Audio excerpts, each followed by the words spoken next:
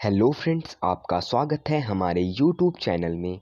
इस वीडियो में हम क्लास 9 सीबीएसई हिंदी ए क्षितिज का चैप्टर 1 दो बैलों की कथा का क्वेश्चन आंसर करने जा रहे हैं। तो चलिए वीडियो को शुरू करते हैं। प्रश्न अभ्यास। पहला क्वेश्चन है, काजी हाउस में कैद पशुओं की हाजिरी क्यों ली जाती होगी? तो इसका आंसर है, काजी हाउस में कैद पशुओं की हाजिरी इसलिए ली जाती होगी ताकि कैद पशुओं की संख्या का ठीक ठीक पता चल सके, आवारा और उत्पात मचाने वाले पशुओं को अलग रखा जा सके, पशुओं की सेहत की जानकारी रखी जा सके और पता लगाया जा सके कि उनमें से कोई भाग या मर तो नहीं गया है। दूसरा क्वेश्चन है, छोटी बच्ची को बैलों के प्रति प्रेम क्यों उमड़ आया? तो इसका आंसर है, छोटी बच्ची की माँ मर चुकी थी और सौतेली माँ उसे सताती थी। बैलों की भी यही स्थिति थी। गया उन्हें दिन भर खेत में जोतता, मारता पीटता और शाम को सूखा भूसा डाल देता। बच्ची माँ के बिछुड़ने का दर्द जानती थी, इसलिए जब उसने हीरा मोती की व्यथा देखी तो उसके मन में उनके प्रति प्रेम उमड़ आया।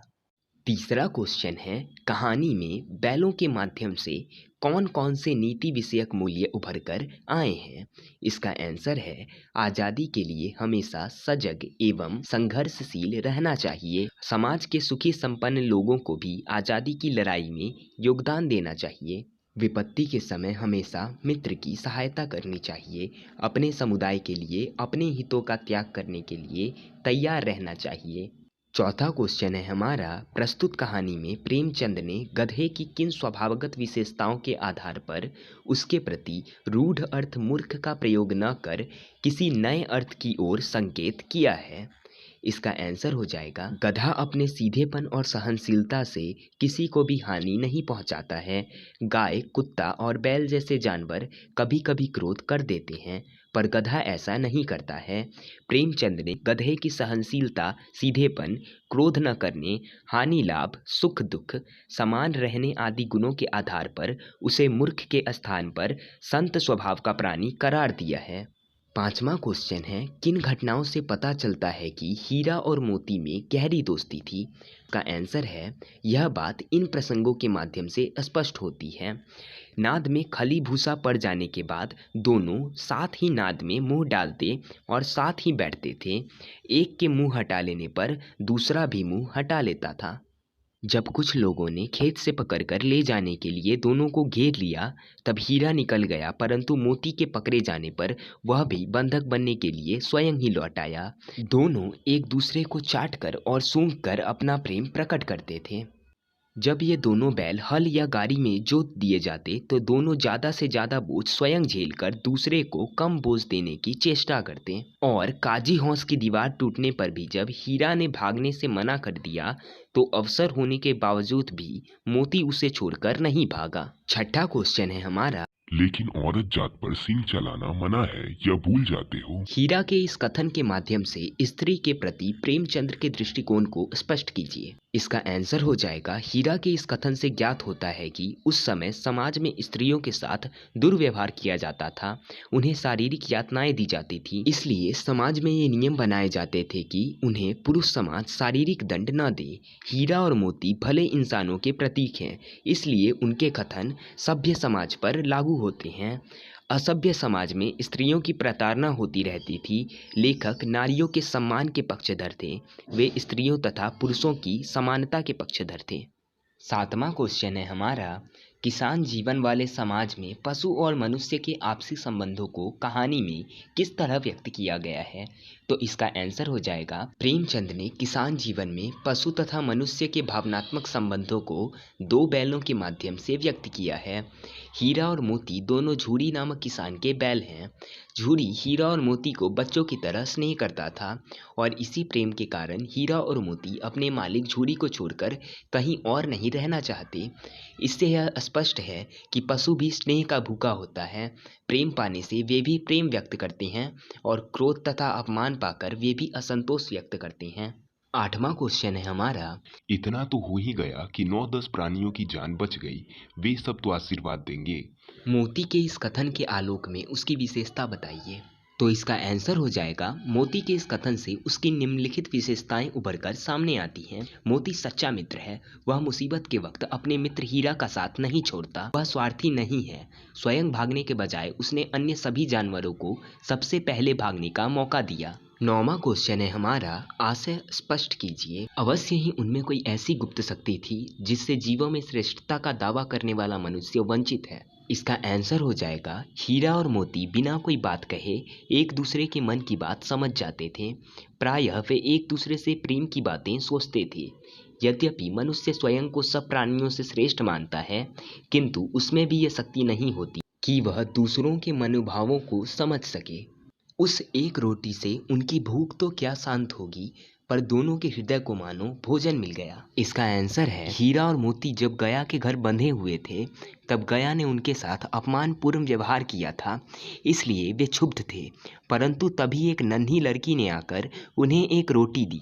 इससे हीरा मोती की भूख कम नहीं हो सकती थी, तथापि उन्होंने बालिका के प्रेम का अनुभव कर लिया और प्रसन्न हो उठे। 10वां क्वेश्चन है हमारा, सही उत्तर के आगे सही का निशान लगाइए। गया ने हीरा मोती को दोनों बार सूखा भूसा खाने के लिए दिया, क्योंकि गया पराये बैलों पर अधिक खर्च नहीं करना चाहता था। गरीबी के कारण खली आदि खरीदना उसके बस की बात न थी। वह हीरा मोती के व्यवहार से दुखी था और उसे खली आदि सामग्री की जानकारी न थी। तो इसका आंसर हो जाएगा वह हीरा मोती के व्यवहार से दुखी था। रचना और अभिव्यक्ति। 11वां क्वेश्चन है, हीरा और मोती ने शोषण के खिलाफ आवाज उठाई, लेकिन उसके लिए प्रताड़ना भी सही। हीरा मोती की इस प्रतिक्रिया पर तर्क सहित अपने विचार प्रकट करे। इसका आंसर हो जाएगा हीरा और मोती शोषण के विरुद्ध हैं। उन्होंने हर शोषण के विरुद्ध आवाज उठाया। उन्होंने गया का विरोध किया तो सूखी रोटियां और डंडे खाए, फिर जब काजी हौस में अन्याय का विरोध किया तो बंधन में पड़े। मेरे विचार से उन्होंने शोषण का विरोध करके सही किया, क्योंकि शोषित होकर जीने का क्या लाभ। शोषित को भय और यातना के सिवा कुछ प्राप्त नहीं होता, लेकिन अपना विद्रोह प्रकट करके उन्होंने मालिक को सावधान कर दिया कि अब उनका अधिक शोषण नहीं किया जा सकता। 12वां क्वेश्चन है, क्या आपको लगता है कि यह कहानी आज़ादी की लड़ाई की ओर भी संकेत करती है? तो इसका आंसर है हाँ। जिस तरह अपनी परतंत्रता से मुक्ति पाने के लिए हीरा मोती ने अनेक प्रकार की कठिनाइयां सही और मृत्यु के पास जाने के बाद भी वह बचकर अपने घर वापस आ गए, इससे यही संकेत मिलता है कि यह कहानी आज़ादी की लड़ाई की ओर भी संकेत करती है। भाषा अध्ययन। 13वां क्वेश्चन है, बस इतना ही काफ़ी है, फिर मैं भी जोर लगाता हूँ। ही और भी वाक्य में किसी बात पर जोर देने का काम कर रहे हैं। ऐसे शब्दों को निपात कहते हैं।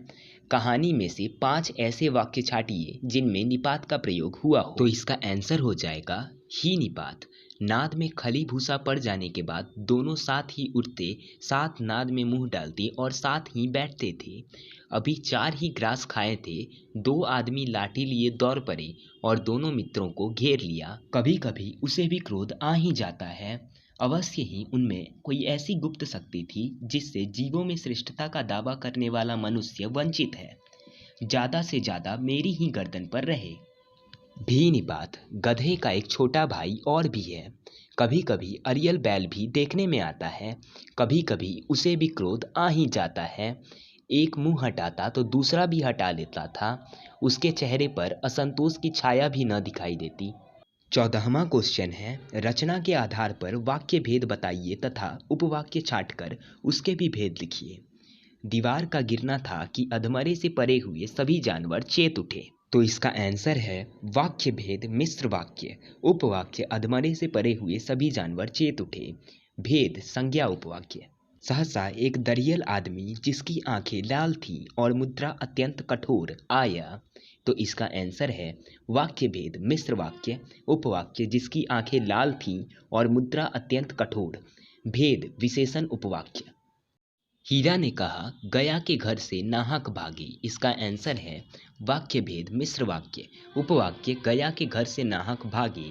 भेद संज्ञा उपवाक्य। मैं बेचूंगा तो बिकेंगे। इसका आंसर है वाक्य भेद मिश्र वाक्य। उपवाक्य तो बिकेंगे। भेद क्रिया विशेषण उपवाक्य। अगर वह मुझे पकड़ता तो मैं बेमारे न छोड़ता। इसका आंसर है वाक्य भेद मिश्र वाक्य। उपवाक्य तो मैं बेमारे न छोड़ता, भेद क्रिया विशेषण उपवाक्य। 15वां क्वेश्चन है, कहानी में जगह जगह मुहावरों का प्रयोग हुआ है। कोई 5 मुहावरे छांटिए और उनका वाक्यों में प्रयोग कीजिए। इसका आंसर है जान से हाथ धोना। अमरनाथ यात्रा पर पत्थर खिसकने से कई यात्री जान से हाथ धो बैठे। कसर उठाना, मालिक के कहने पर हम हर काम कर देते हैं, किसी प्रकार की कोई कसर नहीं उठाते। 9 2 11 होना, चोर सामान छीनकर 9 2 11 हो गए।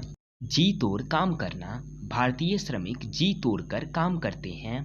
ईंट का जवाब पत्थर से देना, सुरेश ने रमेश को धोखा दिया तो रमेश ने भी ईंट का जवाब पत्थर से दिया। तो इस वीडियो में बस इतना ही, मिलते हैं अगले वीडियो में।